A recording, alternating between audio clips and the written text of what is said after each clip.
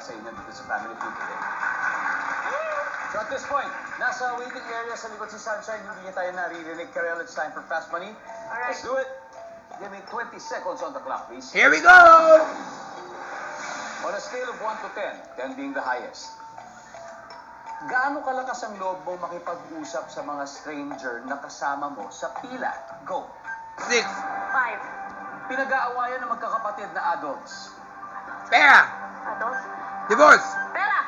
Sa bahay, name something na madalas sinusurot. Ano yung know what that is? Ano yung surot? Surot, like mice. Ha? Mosquito. Bukod sa bahay, saan pa may kwarto? The kitchen. Let's go, Karel. Sorry. Ah, Scale of 1 to 10. Gaano kalakas ang loob mong makapag-usap sa mga stranger na kasama sa pila? Sabi mo 5. Ang sabi ng survey ay... Whoa! Alright. Very, very good start. Average. Pinag-aawayan ng magkakapatid na adult, sabi mo'y pera. Ang sabi ng survey... Top answer yan. Very good! Great.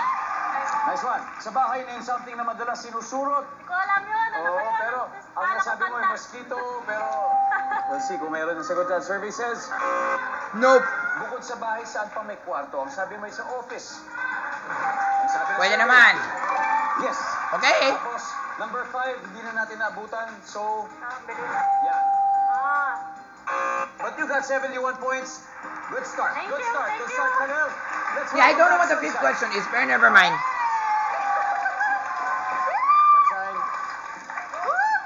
Kamusta? Kamusta ang pakiramdam? Kinakabahan na naman ulit ako. Ano Hindi. ba yan? Ikaw pa ba?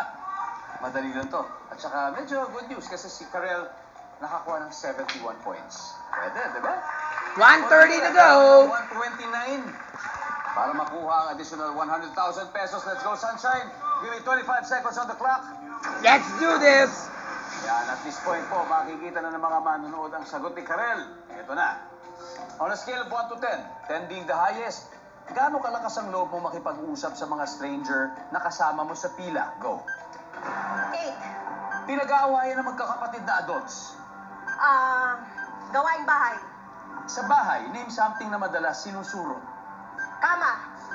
Bukod sa bahay, saan pa may kwarto? School. Hotel. Okay. Ilang buwan bago mapudpud ang walis tambo? Ilang buwan? 1 month. Let's go, Sunshine. So that's the question. How many months before you change Abulis Tambo? So 1 month. Yes. Usap sa mga stranger sa pila, sabi mo 8. Alright. Pwede. Ang top answer, Karel, ay 5 ako. Great. Pinag-aawayan ng magkakapatid na adult, sabi mo'y gawaing bahay. Going by. Who's gonna do it? Sabi ng survey, Nope. ang top answer ay pera. Nakuha mo, Karel. Good job. Sa bahay, something na madalas sinusurot, sabi mo'y kama. Kama. I don't know what that is. Sabi ng survey, yes. Ang top answer ay sofa. Sofa. Sopa. Bukod sa bahay, saan pa may kwarto? Sabi mo sa hotel. Ang sabi ng Something survey, that sags. Something like that. pwede. Wow. Answer yan. Nice. You got the top answer. 45 to go. Ilang buwan bago mapudpud ang walis tambo? Sabi mo 2 months. I don't think so.